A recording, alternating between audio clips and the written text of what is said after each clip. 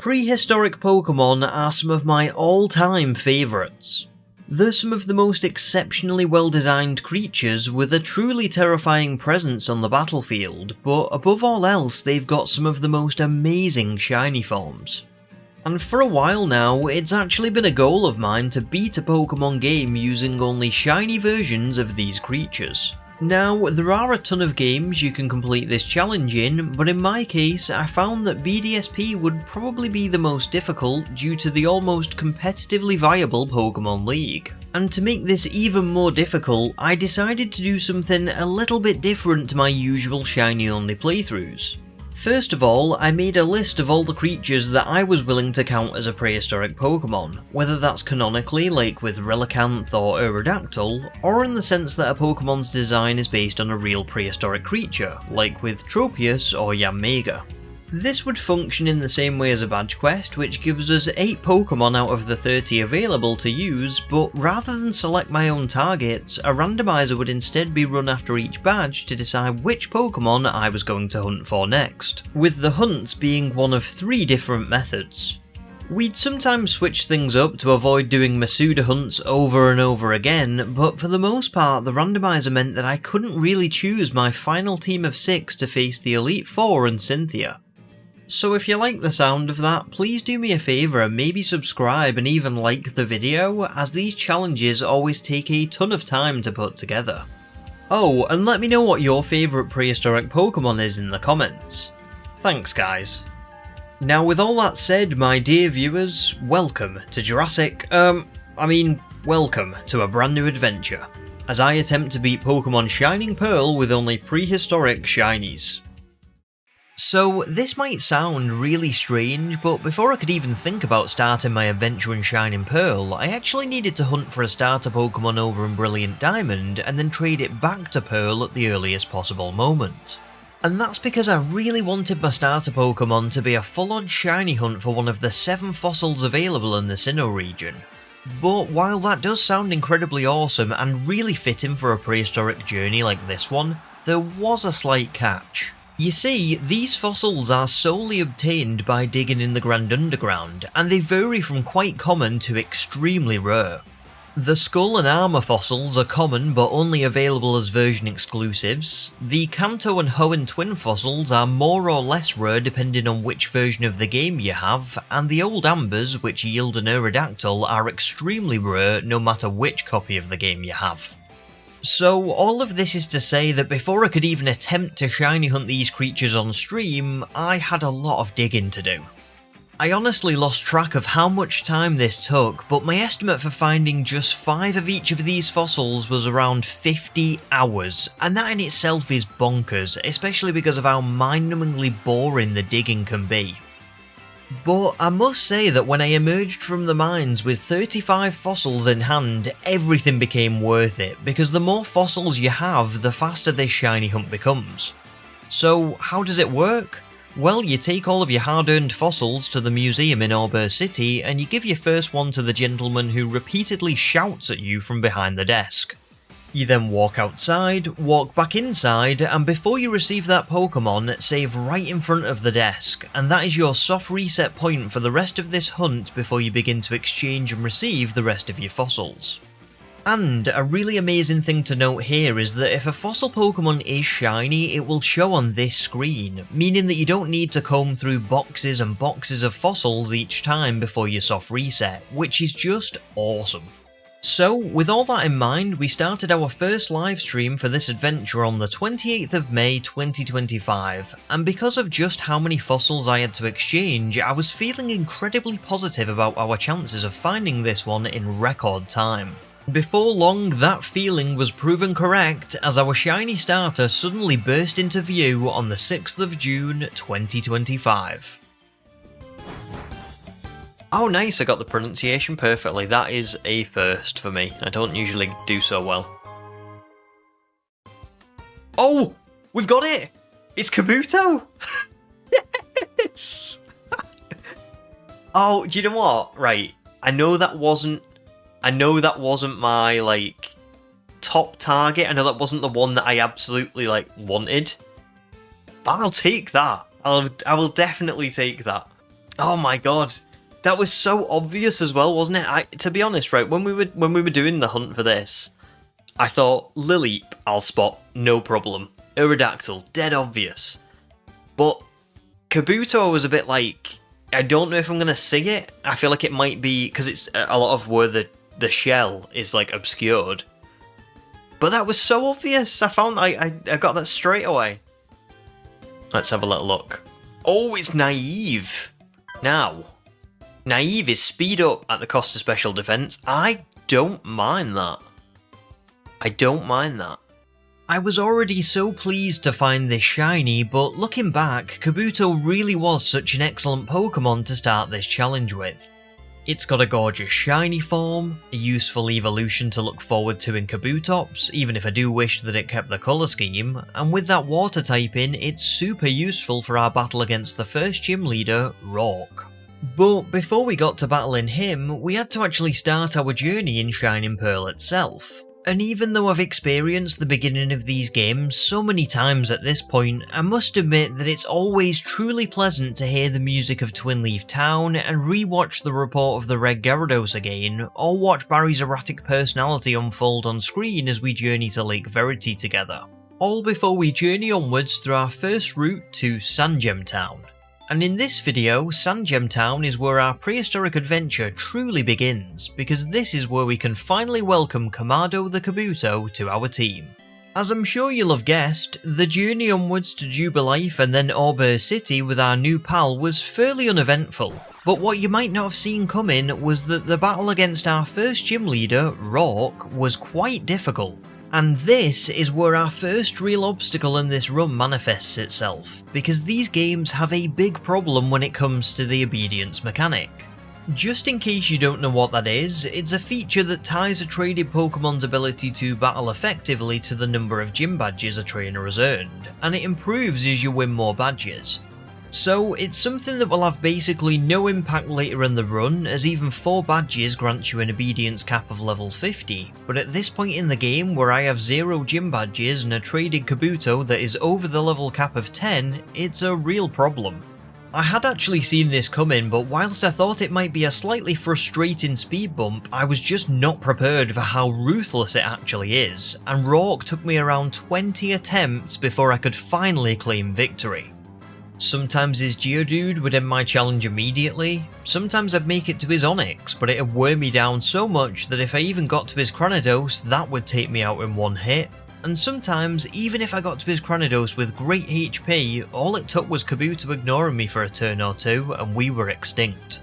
Thankfully though, Kabuto does learn a super effective stab move in Aqua Jet at level 15. So after a few attempts, I was finally able to defeat the Rock-type specialist as I made it beyond both his Geodude and Onix before Kabuto scored a one-hit KO against his Cranidos on its first turn. I honestly can't believe how difficult Rock turned out to be, but it really does demonstrate how brutal that obedience mechanic is. If it wasn't for that, he'd have been an easy first try victory for sure. But whilst I was truly ecstatic about finally earning our first gym badge, there was no time to rest because we had some serious decision making to do. You see, I'd already used the randomiser to see what our next shiny hunt would be, and here's how that went.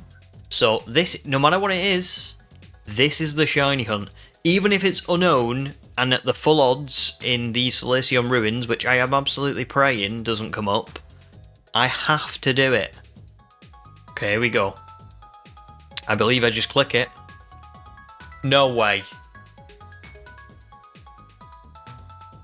Oh, no way. No way did I just say that. And then immediately get it. You've got to be kidding me. As painful as that was, I can't say that it wasn't hilarious. The thing is, Unown is a supremely cool Pokemon when you look at how mysterious it is, but its base stats are abysmal and it can only learn one move, which is Hidden Power. So it's kinda useless in a challenge where we really need powerful Pokemon for the Elite Four and Cynthia. But beyond that, it actually caused a massive problem for us at this point in the game, because prior to the Rock battle, I had no idea just how bad the obedience mechanic really was. and as we can't find Unown in Shining Pearl yet, this would be another hunt in my brilliant diamond copy. So there was absolutely no way we were going to beat our next opponent in Gardenia, the grass-type gym leader, with a 4 times weak Kabuto and a pretty useless Unown, both of which won't even listen to me. And just for reference, I did actually try and beat Gardenia with Kabuto, but he didn't even make it past her Cherubi, never mind the Turtwig and Roserade that followed. So I decided that while we would still hunt for Unown after beating Gardenia, at this point we would have to hunt for another Pokemon instead to help balance out the horrific nature of the obedience mechanic. Enter Aerodactyl, the epitome of what I would consider to be a prehistoric Pokemon. And yeah, I know this is a bit of a deviation from the randomiser, but here's the thing. These challenges have never been about sticking to the rules to a degree where I have to restart the entire run, hope for a better roll and full-on shiny hunt all over again. They're more about having fun and putting together a digital time capsule of my adventures. An aim not devoid of merit.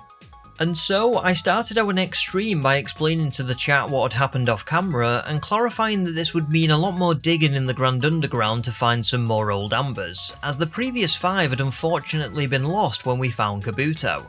And the response was amazing. People offered to help dig with me and give me some of their spurs, and by the end of the stream I'd amassed 12 old ambers, all thanks to my lovely community. So a huge thank you goes out to the following people who all helped me in one way or another with this venture, as it saved me a ridiculous amount of time and it meant that I was already poised to start another full odds fossil hunt. Now, 12 fossils is obviously a lot less than 36, which meant considerably more soft resetting, but by the time this stream rolled around, I'd actually managed to get my hands on the new Switch too, and a consequence of this was that BDSP loads way faster. So, all of this is to say that while we did surpass Kabuto's 1,863 encounters on the road to this shiny, it still really wasn't long until we resurrected a fossil that caught everyone's attention. Oh! Yes! Yes! We've got it! 2,714! Yes! That was... Oh, it's so gorgeous. There's not much I can say, is that? Look at it. It's so beautiful. It has been a day here in the UK. It is very hot. You can see my shiny charm blowing all over the place because we've got a fan on right now. It's been very hot. I have done 1,114 encounters today. It's been a long day. And that is what it was all for. Oh, it's so worth it. It's so worth it. I'm pretty confident that Benny the Aerodactyl is one of my favourite shinies that I've ever found. When I was a kid, Aerodactyl was so menacing to me, and I remember it appearing time and again in the anime or in the movies and just being in awe of it. Whilst the modest nature is disappointing, I feel like that was maybe the game balancing things out once more, given that I'd kind of deviated from the randomiser. Anyway, with our answer to the problem that was Gardenia now in hand, we could finally travel up to Eterna City and take on the gym.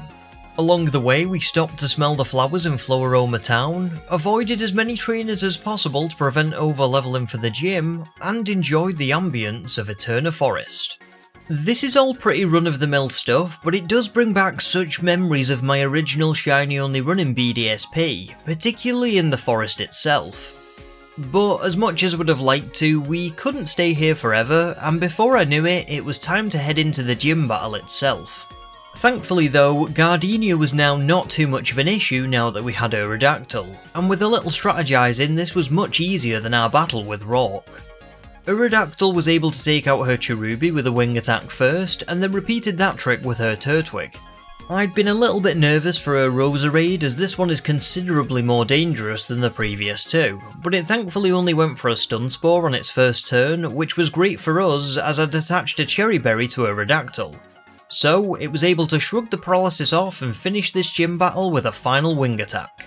That was a little bit tense, but winning that badge really does open the game up for us now as we're able to head to multiple locations and start hunting for our third shiny of the run. Before leaving Eterna for pastures new though, there were a couple of things that we had to do.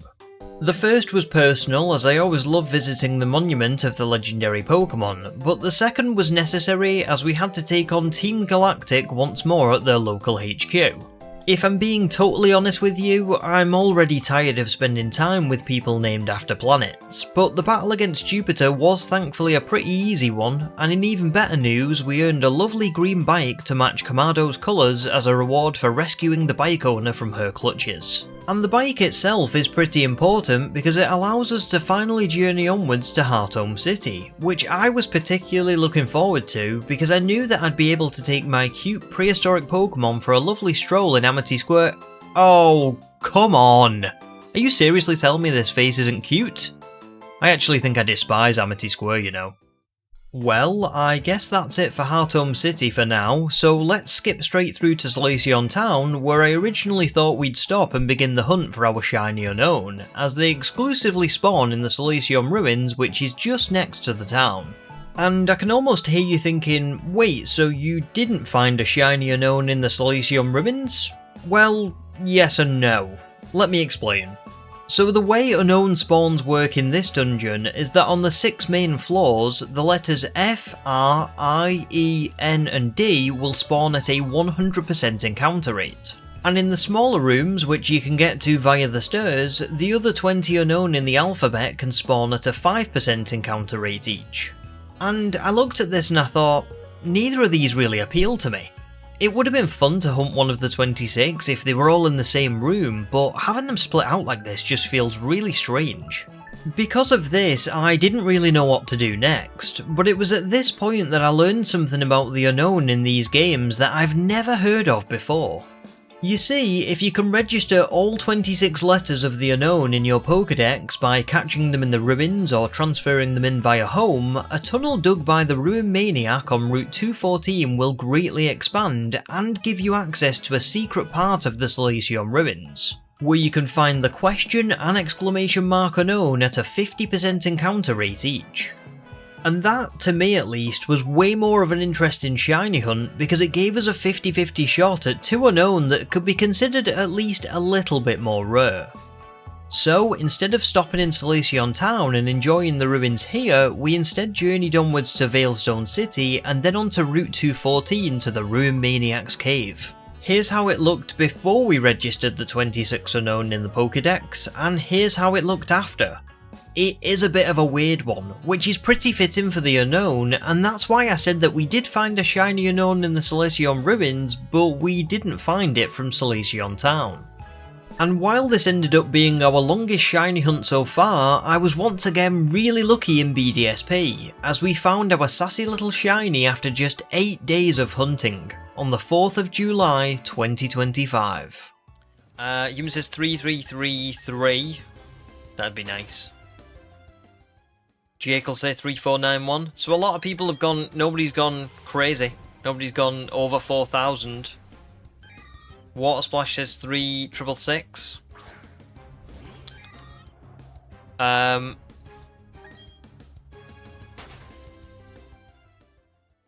Listen, I'd be happy with all of them. Any of them would be fine for me. We won't get to all. Oh! My reaction matched the shiny. That's the first time I can ever say that. My reaction actually matched the shiny. Oh man. Listen, we all knew it was going to be a useless Pokemon. But it's a nice shiny. It looks a lot better than what I thought it was going to look like. Ooh, what do we catch it in? I've got dive balls.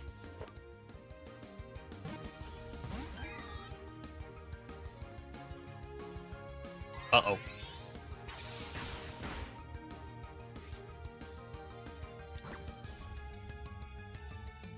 I mean, it rolled twice. Let's roll the dice again. It rolled twice. So that means that there's a decent chance. Get in.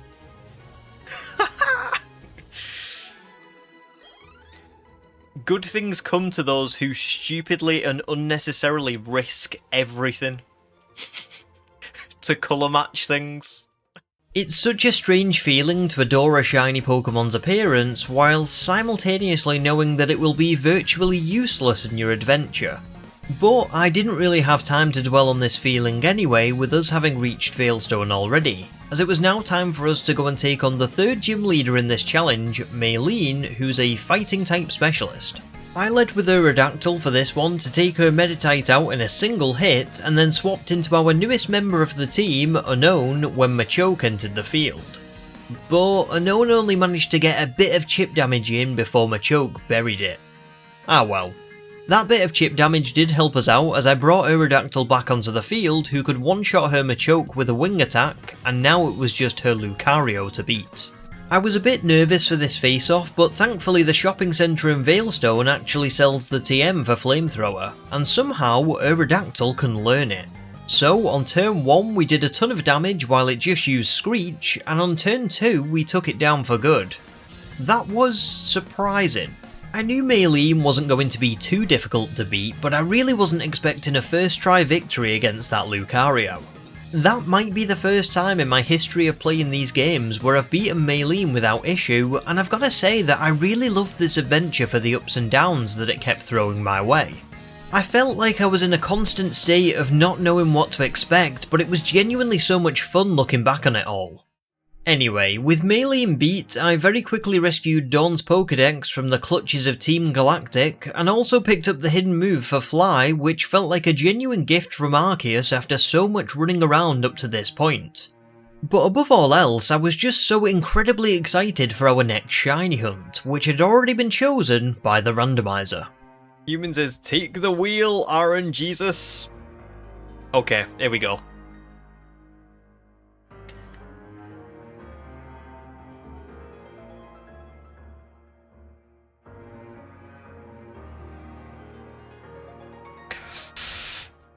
I mean, listen, on one hand it's very good. It's Masuda. I have finally got a Masuda method hunt. Arbok I don't think is the strongest. We are getting to a point where I'm starting to think, ooh, I really need some good ones in the second half of this challenge. Otherwise I'm cooked. Now, Arbok might not seem like the most prehistoric of Pokemon to you at first glance, but I chose this one to represent the mighty Titanoboa. And yes, a Viper could have worked too, but I feel like Arbok just has so much more presence when you compare the two of them, so that's why it's here. Something else to bear in mind for this next one is that we'd be using the Masuda method to find this shiny, which is the first time we've done so in this adventure. You may have seen me do this before in Sword and Shield, and it's a really great method, usually resulting in a much faster hunt than with any full-on shinies. But at the same time, I have to say that egg hatching in BDSP feels especially tedious. In Sword and Shield, we were able to ride around the wild area on a very responsive bike, and egg collecting was really fast for the most part, but in BDSP, the bike feels really awkward to manoeuvre with no boost feature, you'll often get stuck on things in your environment due to the awful grid, and overall the eggs feel a lot slower to collect and hatch. But I was still really excited for it given that it was our first time doing so in this adventure, and after collecting an absolute ton of eggs off stream, I chose Jubilife City as our location to hatch them all and welcome our new member to the team, as it's got a bit more space to ride around in than Solaceon Town. And while it took us some time here to sift through the hundreds of eggs that we'd hatched, we eventually found our baby Titanoboa on the 13th of July 2025, just a few eggs short of the full Masuda odds. I don't really go to Sainsbury's all that often. Sainsbury's, there's not really any near me. I had quite a few Tesco... Oh! Hey, there we go. Was that, I think that was 679. I don't know if I got the counter right then. I was too busy talking about UK supermarkets. Great time to find a shiny. Oh, it's gorgeous. It is, it's really nice. And the really cool thing is Arbok is even better. So relaxed is defense up, which I'm pretty happy with. At the cost of speed. Yes, it's got intimidate. Yes. Okay, good, good. This was perfect. I was initially disappointed when Arbok showed up on the randomiser, but Ekans turned out to be a really great find as I got lucky with both its nature and ability. And I'm hoping that our giant snake will be a good support Pokemon in the long term, being able to lower the physical attack of an opponent, paralyze it, or even lower its defensive stats. And in even better news, we wouldn't have to wait very long before we could demonstrate its power, as it's a really quick trip down to Pastoria to take on the next gym leader and water-type specialist of the region, Crasher Wake. I was a bit apprehensive for this battle given that my team was still a work in progress and he's got some really great Pokemon, but along the way I managed to get some training done with Calabar, our shiny Ekans, and as a result she evolved into a beautiful golden Arbok before we even reached Pastoria City. Going into the battle, I decided to lead with Aerodactyl to take on his Gyarados, and it was pretty close, but Aerodactyl did manage to pull through, with a few ancient powers managing to do the job here. A great start, but Quagsire was up next, and I knew that Aerodactyl couldn't do anything more, so he went down on the following turn to a Scald. Thankfully, I had planned for this, as I sent Kabuto out to try and use Absorb and score a 4-time super effective hit. But what I hadn't planned for was Kabuto levelling up just moments earlier to level 31. And so, once again, I had to watch in disbelief as the obedience mechanic kicked in, with Kabuto refusing to listen to any of my commands and immediately fainting. At this point I thought it was over, and I was debating resetting without even trying to send Unown onto the field, but I was really curious to see how it would fare. And to my actual shock, Unown started to whittle down Quagsire bit by bit before burying it for good. Talk about hidden power. I never thought I'd see the day that this thing would single-handedly pull us back from the brink of a loss, but I guess life, finds a way. On the next turn, Floatzel of course scored a knockout, but Unown had more than done its job, and now we could finally unveil our newest team member as Arbok entered the field. A lucky quick claw on the first turn gave us the chance to paralyse Floatzel as it stayed paralysed and allowed a Thunderfang to annihilate Wake's prized water Pokemon on the next turn, earning us our 4th gym badge in style. And that win was massive. It marked the official halfway point of this challenge, which was awesome, but it also meant that we could now hunt for our 5th shiny team member of the run, giving us so many options to choose from moving forward. After drawing Unown and Ekans, I was hoping for a real powerhouse this time around, and the randomiser didn't disappoint. Let's go. I'm nervous again because I need this one to be a good one. I really do. So, here we go.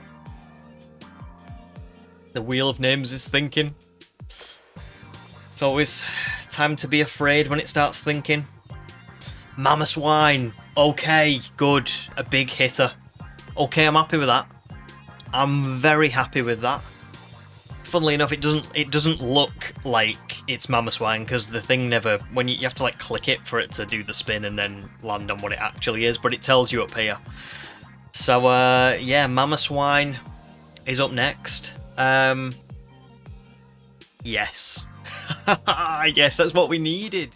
This was a huge pull, and I instantly knew what it meant for our chances of claiming victory against the Elite Four and Cynthia. Mamoswine has a mammoth attack stat, which is to be expected, but it's also got some decent bulk, a great move pool to draw from, and in the long term it's a particularly great counter for a certain somebody's Landshark. So, with the exact powerhouse that I needed as our next target, I once again set off to find our next shiny team member. And it's at this point that I'd like to give the Masuda method a little bit of credit after my previous harsh comments. Whilst I do stand by the fact that the bite mechanics and egg collecting aren't the most fun in BDSP, these hunts did give me the perfect platform to find shinies. Off stream, I'd work into the night to collect as many eggs as possible, just riding around Salacion Town for hours on end whilst watching YouTube or listening to an audiobook, all so that we could enjoy the fun of hatching eggs with no busy work as a community when I live streamed later that week. These efforts went hand in hand, and it meant that finding shiny team members to continue the challenge with actually went a lot faster than I expected, which was something that I desperately needed with Legend ZA looming on the horizon. But for the first time in this challenge, this shiny hunt took me over odds, with over 1,000 eggs hatched before our shiny Swinub finally appeared on the 24th of July 2025. But 5 years, guys, is a long time. I mean, I might not be making videos in 5 years, but if I am making videos in 5 years, I've got to imagine... Oh! Yes! Nice! Okay, we got the Roomba, no more. Oh my god. I kind of think that that one really shocked me, because I wasn't... It's gone on for... I mean, listen, it's Masuda, so obviously we all know that it can still go on for quite a long time. And even this, it hasn't been forever. It's obviously not been another Motorstoke.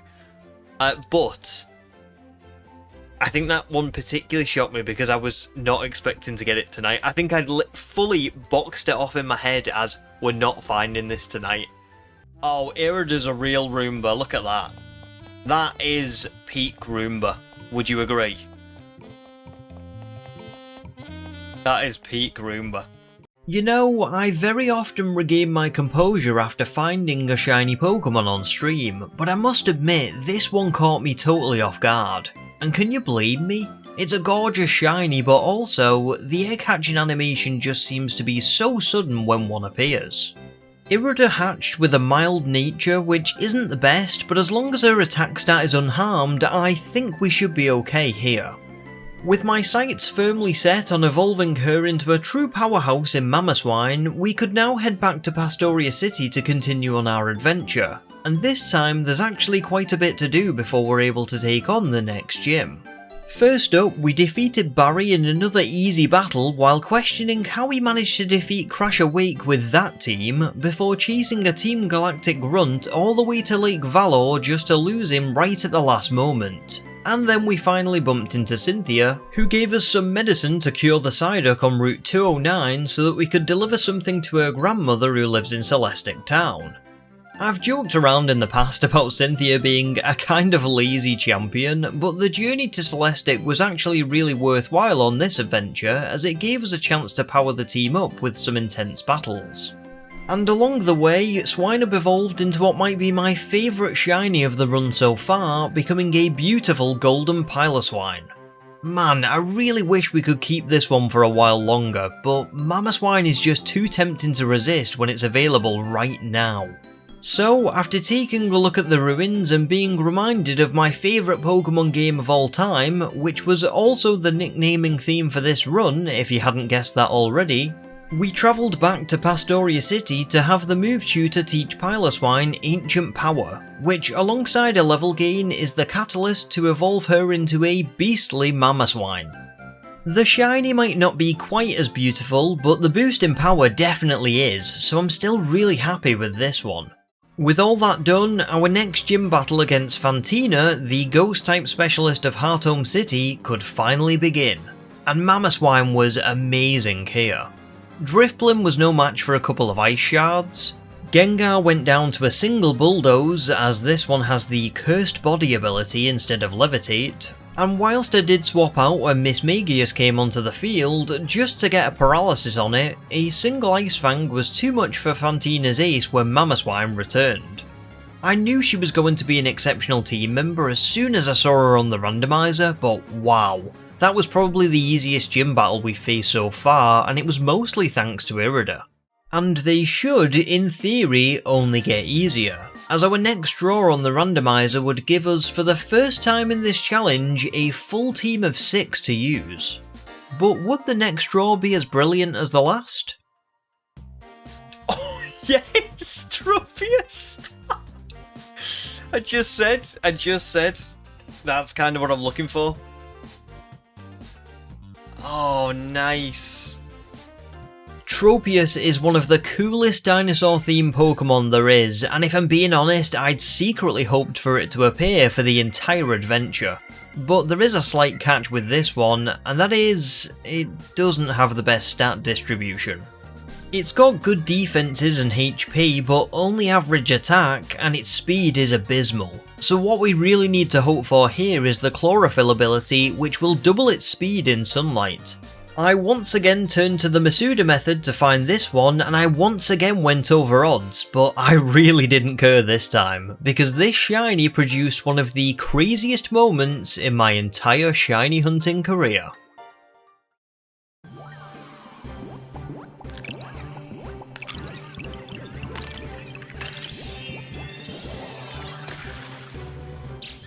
Oh, nice! Oh man, I'm just watching Absol Vlogs, Violet Badge Quest, and it caught me so off guard. Oh my god, that's such a good shiny. It like the lighter colours really suit like the prehistoric vibe. I don't know if you agree. Unfortunately, right now I'm having really bad internet problems, so I've not been able to stream. But I'm really missing streaming, and it's such a shame that everybody couldn't see this live, because yesterday was like the first day where the internet was so bad that I just kind of had to say I can't stream until it gets fixed. So this one goes out to you guys. Thank you so much for all the support, and God, what a gorgeous shiny. Oh, nice, nice.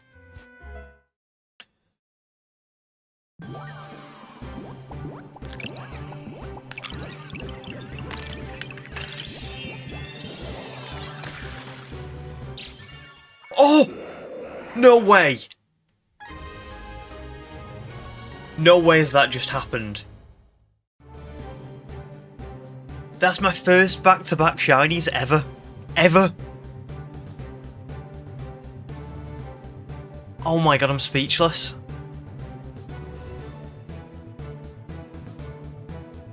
That's never happened. What?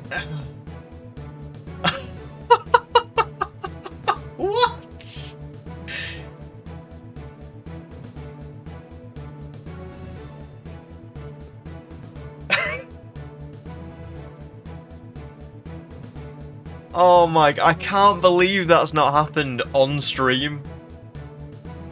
But my god. That might be one of the most crazy moments in my entire channel's like history.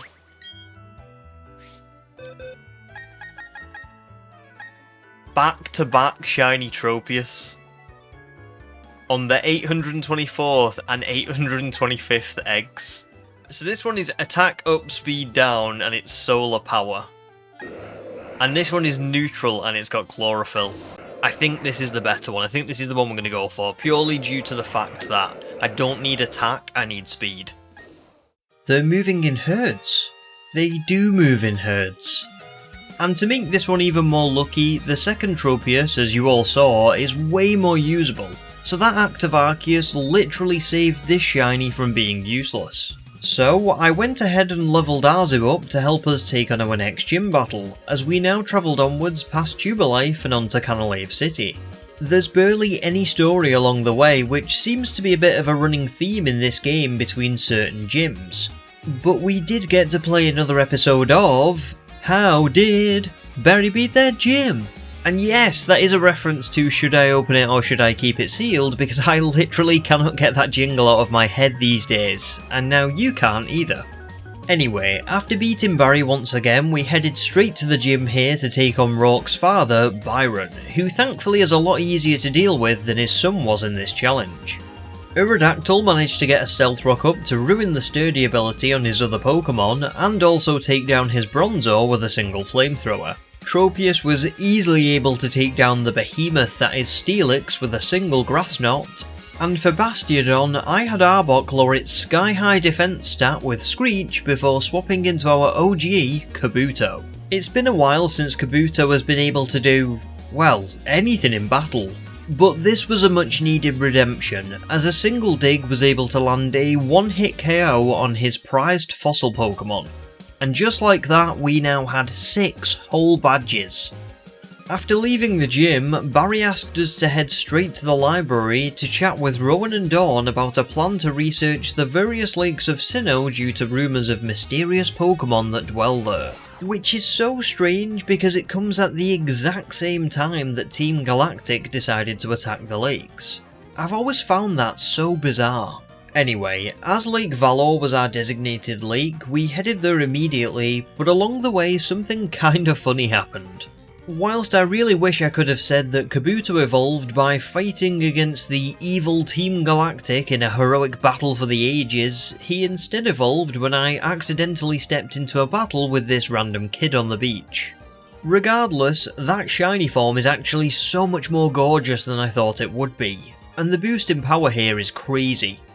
Even if he didn't evolve here, I still used Kabutops to thrash Commander Saturn at the lake, but as they'd already claimed the legendary Pokemon that dwells here, there was nothing else to do except fly on back to Twinleaf Town to help the Professor and Dawn at Lake Verity. Mars and the Galactic Grunts at Lake Verity are even more of a pushover than Saturn was, so this was another easy victory for us before we were tasked with heading on up to Lake Acuity to check in on Barry. But as that's a route that takes us really far north and towards our 7th gym battle, before we head on up there, let's pick up our next shiny team member. Now, you might be a bit surprised to hear this, but I actually didn't run the randomiser this time, and that's purely because we just completed 3 Masuda method shiny hunts in a row, hatching over 2,500 eggs in the process. So for this shiny hunt, we're going to go back to the fossil exchanges at the full odds of 1 in 4096, and whilst those odds are much more difficult to achieve than the 1 in 683 for Masuda, you'd be surprised at how fast this shiny hunt actually is. I still had enough fossils to exchange 5 for each of the remaining Pokemon in the Auburn Museum, which works out to 25 exchanges per reset. But the amazing part is that when you combine that with the Switch 2's insane load-up time for BDSP, I could see around 220 to 250 fossil Pokemon every single hour. That means that reaching full odds, if I even got that far, would only take me around 16 hours. So yeah, I think we can all agree that swapping to the fossils for this hunt makes things a little bit more exciting for you guys, and because we've still got 5 different fossil Pokemon that could appear as a shiny here, it's technically still a randomizer of sorts. But as much as this was random, I was really hoping for one of 2 in particular. Lileep and Cranidos are not only some of the most amazing fossil Pokemon, but they also have truly incredible shiny forms. And as I'm sure you'll have already guessed, on the 10th of August 2025, I ended up getting exactly what I wanted. Nice, Ham, that's really good. Sword and Shield's got a special place in your heart because... Oh! Lileep! Yes! Yes! That was literally my, number 1 pick. Yes! It's such a nice shiny, isn't it? Oh my god, that surprised me. Don't get me wrong. Right. I have been criminally lucky in this challenge, right? When you look at the full odds hunts, Kabuto, Aerodactyl, Unown, all way under odds. I got the back-to-back shiny Tropius on the last one, and I've got Lileep way under odds. Let's have a look. Oh, it's neutral! Yes! It's neutral! That's so good! It's not very fast, but it is pretty cool. That's cute, isn't it? That is very cute. I would just like to give a bit of a special shout out before I carry on to a few different people for this shiny. BP has been going live recently, BP Nuzlocke. His channel will probably appear on screen at this point in the video. Great channel, loads of really great content, and he's, helped me not have such a miserable time just sitting here on my own looking at, hunting for the Pokemon. Pokemon with Pugs as well. I've watched quite a few of his streams recently, especially while I've been shiny hunting. Go and check out Pokemon with Pugs. And finally, Snowlad, who is in chat today. I've watched quite a few of his videos as well while I've been doing the shiny hunts offline for this. So I just wanted to give a shout out to those 3 specifically. Obviously, I know I do a lot of streaming and I love streaming, but when I'm not online streaming, I too have creators that I like watching, and those 3 in particular are all really great. So yeah, please go and check them out. Thank you. There really aren't any words to describe just how lucky I've been during this journey. Not only did I find another 1 in 4096 shiny way under odds, but I also found the exact one that I wanted. A fun fact about this run is that before I had a YouTube channel, I actually had a Pokemon Instagram where I would record my journeys in a similar way to these videos. And one of the most fun journeys that I went on during that time was a non-shiny theme team run of BDSP with only ground, rock and steel type Pokemon, with my favourite member of that run being a Cradily named Little Root, who I actually still have in my Pokemon home boxes to this day. Now, thanks to Paulina, I not only have a shiny version of my old favourite, which is so awesome, but when I think about it, this run in general kind of feels like it's become a spiritual successor to that one. It's got similar Pokemon when you look at their typings, similar challenges in the fact that these are slow but bulky creatures, and it's also become one of my new favourite journeys, albeit with a much longer playtime. Anyway, with my favourite new team member in tow, we finally, and really slowly, set off from Celestic Town to travel north. Route 216 is a treacherous one, filled with deep snow and angsty trainers, but thanks to our newest team member we breezed through it, and along the way Paulina evolved into what I am positive is my favourite shiny of this entire run.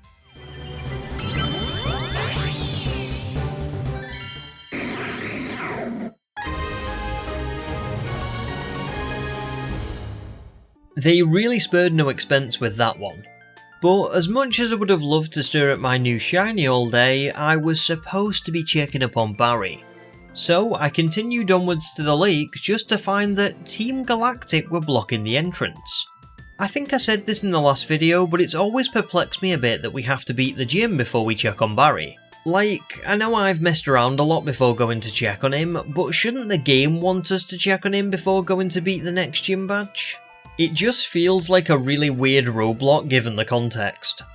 Regardless, that means we're off to Snowpoint City to beat the next gym leader first. Candice is this region's ice-type specialist, and while she did have a pretty decent advantage against most of our team, this one didn't go too badly either. Aerodactyl set up a sunny day to boost Tropius' speed in later turns, and then took down her Snover in one hit with a flamethrower, which wasn't too surprising. Then, Tropius thankfully delivered a one-hit KO Urslash to her very dangerous Medicham, and as Sneasel is pretty weak, a one-turn Solar Beam in the sun was more than enough to bury that one too, leaving Candice with her final Pokemon. But it's a pretty good one. Abomasnow's entrance immediately set up the hail and removed our sunlight advantage, so I swapped into Arbok, who knocked this thing out in one hit with a 4x super effective critical hit Fire Fang, earning us our 7th gym badge. I wouldn't say a battle like this was by any means an indicator of how well we'd do at the Pokémon League, but I must admit I was starting to feel pretty confident of our chances after this win. With 7 gym badges now in hand, I finally rushed off to the lake to check on Barry, who is fine by the way, other than the newly acquired crippling self-doubt, but it was at this point that I started to realise something that I'd kind of forgotten about. This plot point is the start of our final showdown with Team Galactic, where we infiltrate the Veilstone HQ, rescue the Lake Trio, and head to the Spear Pillar to put a stop to their world-ending plans. And all of this takes place before we take on the next gym. And I really wanted to find our final shiny team member before we did that, because I wanted to spend as much time with that Pokemon as possible. I already knew that our final shiny would be another Masuda method hunt, but I had something special planned for this one. After drawing the likes of Unown and Ekans earlier in the challenge, I really wanted to end this one on a high by running a randomiser for some of my favourites that remained on the list, without picking anything too overpowered for the Pokémon League. This gave us an honest chance at drawing a Meganium, Feraligatr, Aggron, Yanmega, Lapras, Relicanth, Breloom or Victreebel. And honestly, it was just kinda fun for once to go into a randomiser knowing that I'd be over the moon with anything that came up. Are we ready to see what the final shiny hunt of this challenge is going to be? I'm going to predict that it's going to be Victreebel, but I'm secretly hoping that it's Meganium or Aggron. Those are like my two that I really want, but yeah, we'll see. Here we go. It's thinking. What is it going to pick? Oh! No way! Oh, no way! Mate, honestly, I need to go and buy a lottery ticket. My luck is ridiculous. Man, that is beautiful.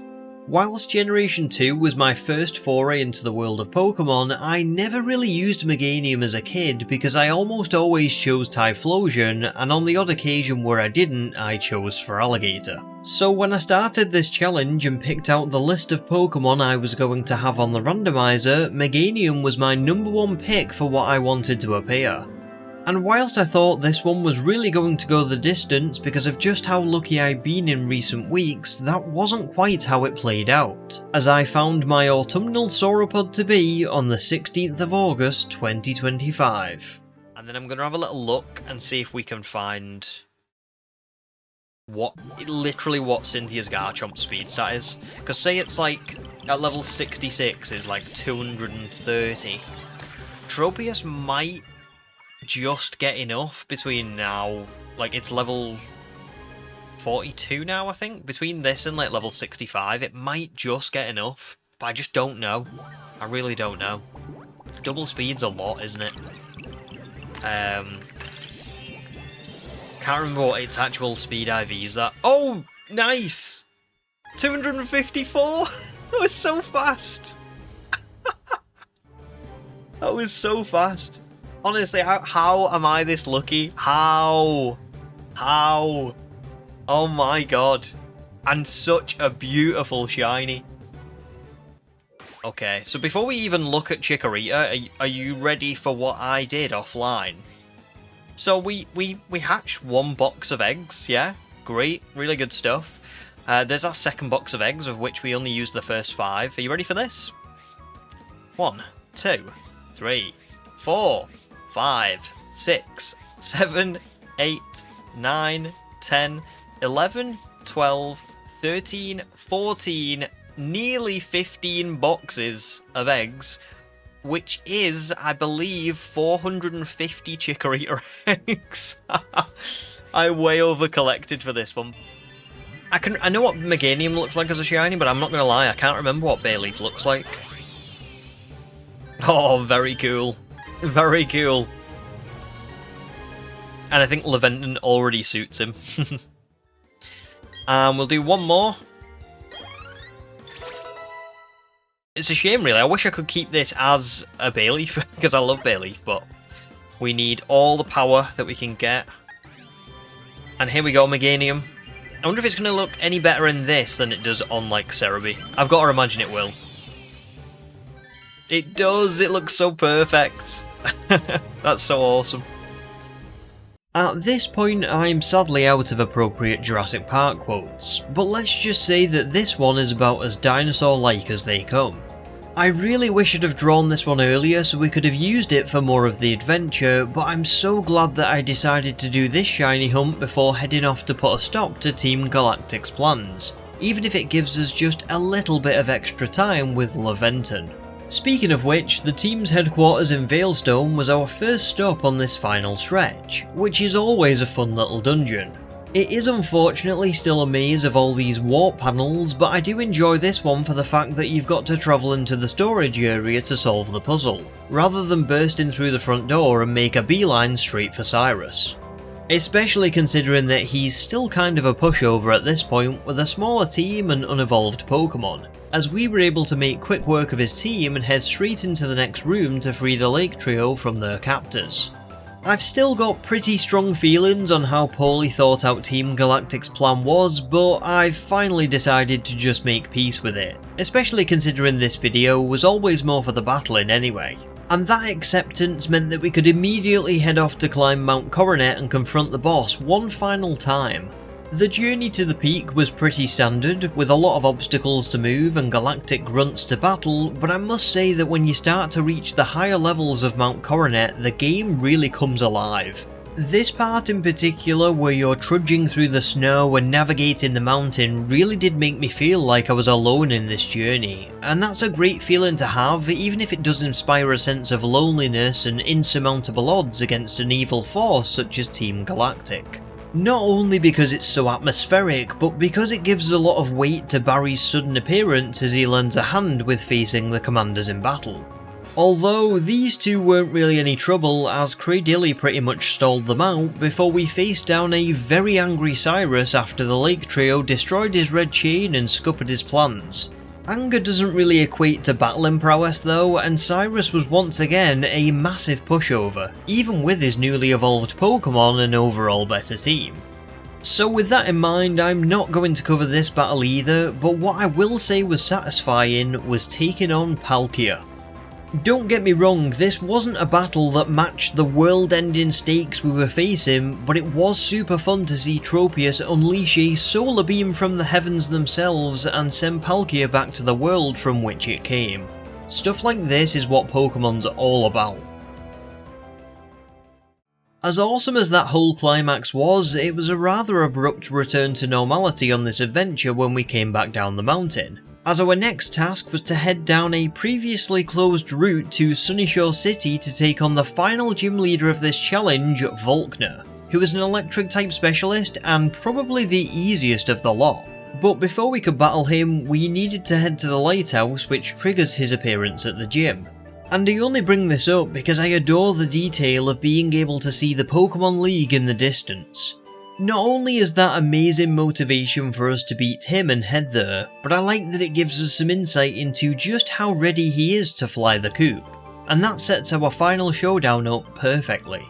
Having said that, this battle didn't go to plan to begin with, as I sent out Kabutops to lead, who was outsped by Raichu and immediately taken down by Volt Switch. Ouch. In its place, I sent out Meganium for its first and final gym battle, and what followed was pure chaos. So I locked Meganium into Petal Dance for pure damage as it knocked out Ambipom in one hit, which I kind of expected. And the same went for Octillery on the next turn, as it too was knocked out from one Petal Dance. What I really didn't expect though was for Volkner to send out Raichu and once again use Volt Switch, leaving Meganium on just 5 HP as his ace Pokemon Luxray entered the field just to be immediately knocked out by one last Petal Dance. And the most hilarious part of all this was that once I'd locked Meganium into Petal Dance 3 turns earlier, I actually couldn't affect the battle in any way, because you're given no option to switch or select a move once you're locked in. So I watched in laughter as Volkner continuously outsmarted himself. After the fury of Petal Dance died down, I then swapped into Mamoswine, who was able to take down Volkner's Raichu with ease, earning us our final gym badge of this adventure. I mean, what can I say other than that I really couldn't have asked for a more fun way to end our gym challenge. With all 8 gym badges now in hand, it was finally time to finish up this adventure by heading to the Pokémon League. And whilst I'd had so much fun up until this point, it was time to get serious, because the Elite Four and Cynthia in this version of Sinnoh all have great team composition, fully EV trained Pokemon, optimal natures and movesets, and pretty good AI too. And while all of that is already difficult enough, I'd set myself some rules at the start of this adventure to make things even more challenging. So I wasn't able to use items in battle, I had to remove the friendship mechanic from my Pokemon by using the bitter medicine items on them before we entered, I wanted to keep a level cap equal to Cynthia's ace, and I wasn't allowed to change any of my Pokemon's natures to make them perform better. I didn't know if it would even be possible to beat the most elite of all trainers with these restrictions, especially considering that we had a randomised team, but one thing I did know for certain is that I wanted to try and attempt this live on stream to say a huge thank you to everyone who showed up for this challenge. And so, on the 19th of August 2025, we had one final stream for this adventure to try and enter this team into the illustrious Hall of Fame. Before entering the point of no return, we first had to sweep Barry out of the way, which really wasn't worth talking about, but I kind of felt bad excluding him from the final section of the video. So this one's for you, Barry. We'll really miss you, dude. Going into the actual Elite Four battles, I could talk at length about how each one went, but to be honest, these battles are only really difficult if you don't have any strategy or good EV distribution, and we had both. If you'd like to see each fight in more detail, then you can still watch the YouTube stream in which we did this, as I'll link it in the video description. But the truth is that we swept through most of Aaron's bug types with Aerodactyl, Bertha's ground type team were annihilated by the might of Tropius, Kabutops and Mamoswine saw off most of Flint's fire type team, including a particularly ferocious Infernape, and finally the battle against Lucian saw us kind of slugging it out with each member of his psychic type team until we finally claimed victory against his Bronzong. And yes, I know that it seems slightly anticlimactic to brush over the Elite Four like this, but let's be honest, you've all stayed until this point in the video to see one thing. And so, for our final battle of this adventure, against the pure might of Champion Cynthia, I'm going to let the clips roll. Enjoy. Do you know what though, this is nice, in a way, to feel so excited for a battle, do you know what I mean? It's not often this happens in Pokemon, but here we go. And the music slaps as well. It's so good.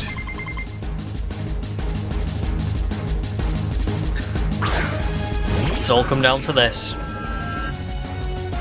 So I'm leading with Cradily for this one, rather than Aerodactyl, because I want to try and save Tropius for later on. I don't know if it's going to work out, but that's what I've got to try and do. My tactic against Spiritomb is going to be Leech Seed, try and get as much HP back as possible, because Polina's got maximum special defense EVs. We're getting there. Polina's pretty healthy. If I go for Giga Drain now, I take it out. If I use Leech Seed and she swaps, I get a big boost for whatever comes in next. Let's go with Giga Drain. Oh. She didn't swap. She didn't swap. Is Cradily gonna do it?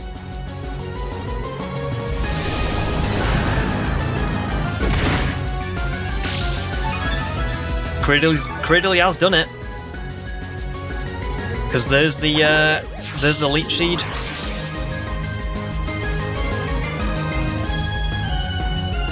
Goodbye, Spiritomb. That's pretty big, to be fair. That is pretty big. Oh, Milotic. Straight in. Polina's tanked it. This is really good. This is really good. Now, don't get me wrong, she might switch, but if I can get Milotic out as well this early on, and Polina looks like she might be able to do this, if I can just keep protecting and really stall this thing out.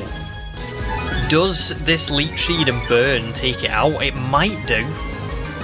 If not, it's so painfully close. This is going to be left on like 1 HP, I'm telling you. Ooh. Let's do what we're going to do. One more Giga Drain. Obviously now we can't. There's no more attacks. Like Cradily is done. If this doesn't crit, it's going to be virtually straight back to where it was 2 seconds ago. It's going to be right there in the red. I'm going to have to swap. But the question then becomes, what do I swap into? Laventon has got max special attacking EVs. I'm going to go for Laventon. Oh!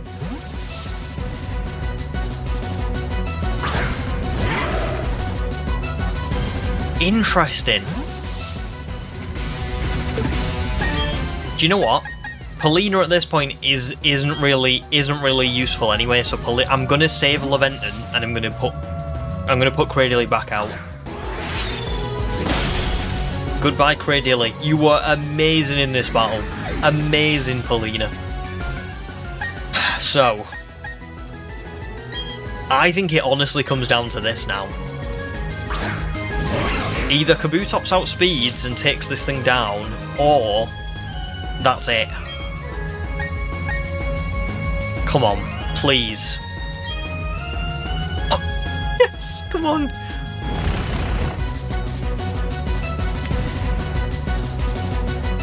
I think we might have done this. At least for Lucario. God! Okay. Right, Roserade next. The trouble I've got here is Kabutops can't live against this Roserade. And there's nothing I can really swap in. And on top of all of that, Kabutops really doesn't do anything to anybody else on a team. So I kind of have to let Kabutops go. It will get taken down on this turn. But I mean, that's a hell of a lot of damage, isn't it? Don't care about Poison Point. It's not going to matter anyway. Goodbye, Kabutops. We've only got 4 left, but she's stalling here now. We've got her on the ropes. Aerodactyl, Aerial Ace, and then Sunny Day, so that Tropius can come in afterwards. Nice. Okay. There's another one. We're getting there. Milotic in. Now I can go for Sunny Day.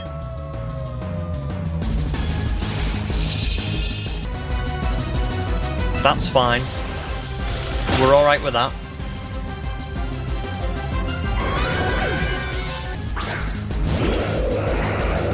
Oh my god, this is so close. It's horrible. Now I don't think I can risk a growth, is the trouble.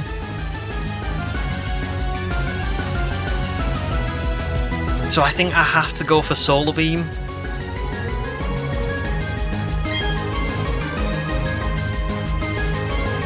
Oh, let's hope this is it, guys, because I can't...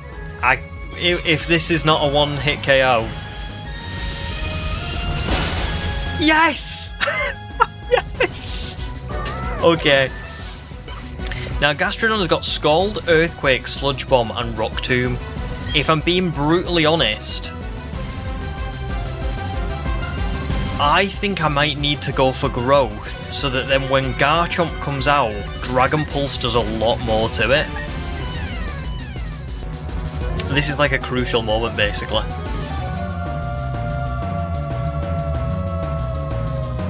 Especially with Yachi Berry Mamoswine, it's not going to do enough. I have to go for Growth. I think I have to do it. I know that it's like probably considered a little bit greedy, but I think I've got to do it.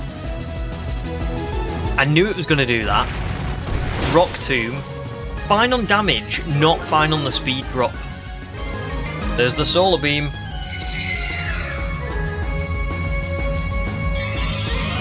And this will be a one-hit KO. The question now is, does Tropius outspeed Garchomp in the sun, even with that speed drop? This is what you've all been waiting for.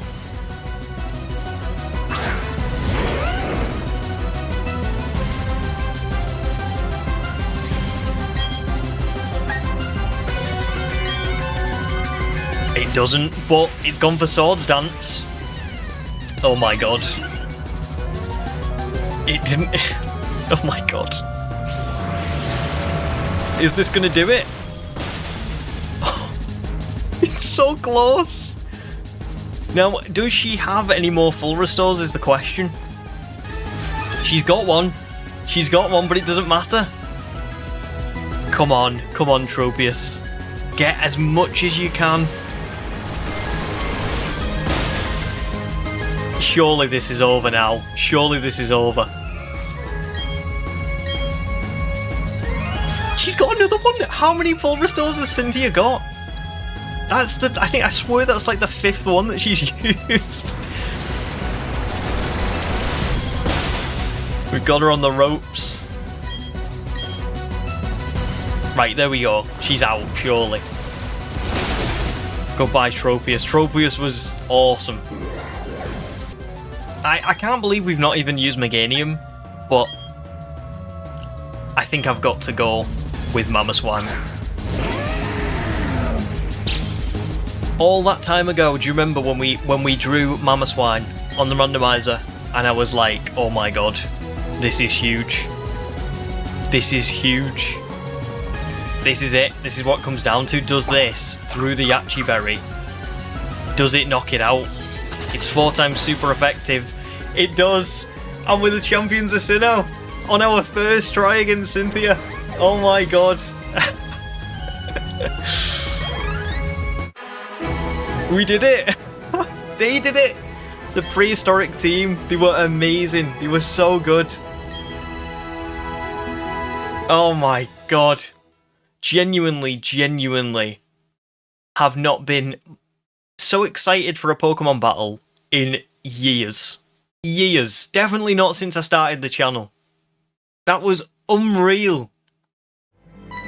And now we get to witness the beautiful Hall of Fame that we were I was envisaging right from the beginning of this challenge. And there they are. The coolest 6 that ever were. Honestly, maybe my favourite team ever.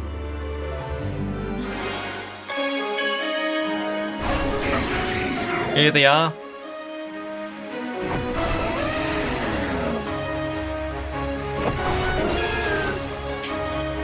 So cool.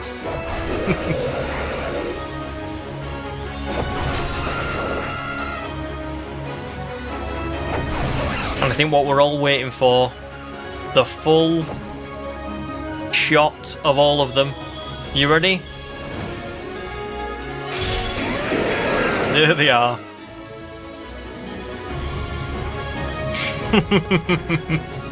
So cool. So cool. After a playtime of 159 hours, which, to be fair, isn't totally accurate, because I did do a bit of shiny hunting in Brilliant Diamond as well, didn't I? But,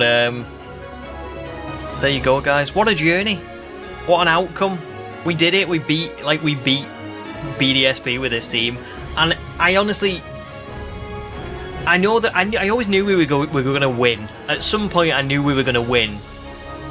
But I really thought that it would take, like, maybe 10, 20 tries of Cynthia. And we beat her on the first try. It's honestly... I'm a little bit speechless because it was just such a fun journey. I almost don't want to click off this screen. I'm just so happy. I'm just so happy. But I guess we must do. We must move on. As I always say, every good journey must come to an end. This was originally intended to be a smaller, fully Masuda method challenge to take on before Legends ZA released, but it blossomed into so much more than that. I felt this way for a while now, but shiny hunting has given me a whole new perspective and love for the Pokemon series. Spending so much time looking for each team member results in this attachment to them that you might not ordinarily feel in a regular playthrough, and this challenge in particular took that one step further. Going up against such difficult battles with a team that wasn't perfect was daunting, but it gave me some of the most exciting moments in over 25 years of playing Pokemon, and this team is one that I will never forget. Thanks so much for watching. Some of you will have been around on stream for a lot of this challenge, so I'd like to say a huge thank you to you guys in particular for supporting me and making the shiny hunting even more fun. But I'd also like to give a super special shout out to our channel members who have been helping to support the channel by being the most amazingly generous people that they are. Enrique Salazar, Honeyduke, Wookie the Chew, Fasten the Shiny Hunter, Beck G, a Scarborough Photographer, Ham123, Sam Billing, Snowlad, Zeke, Demi, Matt Grebel, Someone from Bavaria, BP Nuzlocke and Levinwood. Every single one of you are so awesome. Thank you very much for your support. It's still absolutely wild to me that anybody would find the channel worthy of being a member for, so I am actually truly blown away by your generosity. Thank you very much. With this challenge done, we've got a really fun couple of months playing the Indigo Disc DLC with only shinies, before Legends ZA finally releases, which, as I'm sure you can tell, I cannot wait for. Hopefully I'll see you all on stream or in the Discord in the meantime, but until then, stay safe and I wish you all the very best of luck in your own shiny hunting endeavours. Au revoir, Wayfarers.